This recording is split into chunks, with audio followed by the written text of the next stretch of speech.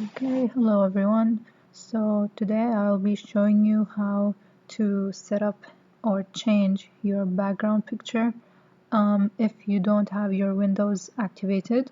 So normally for me I want to change my background picture and use this picture right here, but since my windows is not activated, so normally you would right click and then click on personalize. Just wait a couple of minutes. Okay, and then here you will have an option to change the background. Over here you can pick browse, but since my Windows is not activated, what I'm going to do is I'll just go here. So it's in my downloads. So I'll just right click on it and then set as desktop background. As you can see, it was changed perfectly.